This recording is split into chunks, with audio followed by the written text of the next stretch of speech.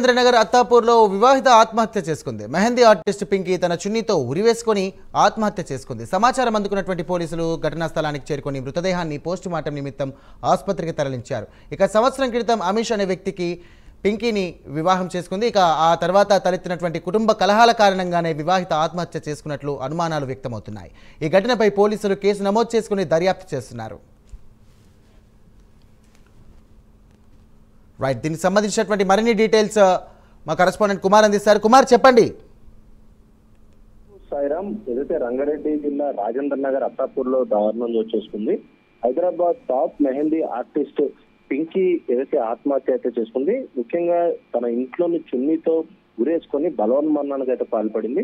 వెంటనే అక్కడ ఉన్న స్థానికులు కూడా పోలీసులకి సమాచారం ఇవ్వడంతో కూడా హుటాహుటిన సంఘటనా స్థలానికి అయితే అత్తాపూర్ పోలీసులు అయితే చేరుకున్నారు.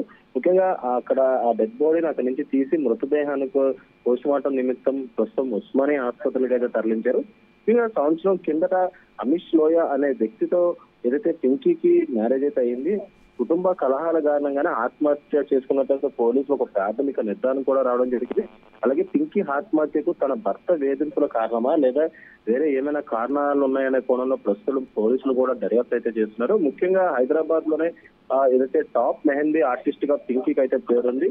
ఇలా సడన్ గా ఏదైతే ఆమె ఆత్మహత్య చేసుకోవడం కూడా ఎవరికి ఏమీ అర్థం కాని విషయంగా ఉంది. ముఖ్యంగా ఏదైతే సంవత్సరం క్రితం ఆమెకి మ్యారేజ్ అవ్వడం, ఈలోపే ఇలా ఆత్మహత్య చేసుకోవడం కూడా అందరికీ ఒక సందిగ్ధంలో పడిన విషయం అనేది తెలుస్తుంది.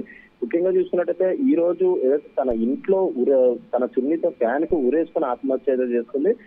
పోలీసులు కూడా ఘటనా స్థలానికి చేరుకొని అక్కడ మొత్తం అన్ని క్లూస్ కూడా సేకరించడం జరిగింది. అలాగే పింకీ ఆత్మహత్యకు సంబంధించి ఇటు కుటుంబ కలహాల కారణమా లేదంటే భర్త వేధింపుల కారణమా లేదంటే ప్రస్తుతం పోలీసులు అయితే విచారణ అయితే చేపడతారు. ప్రస్తుతం పింకీ బాడీని కూడా పోస్ట్ మార్టం నిమిత్తం ఉస్మానియా అయితే తరలించారు. ప్రస్తుతం దీనిపై కేసు అయితే నమోదు చేశారు. దీనిపై పూర్తి దర్యాప్తు చేపడతారని పోలీసు వర్గాలు కూడా తెలియజేశారు. Right, thank you Kumar.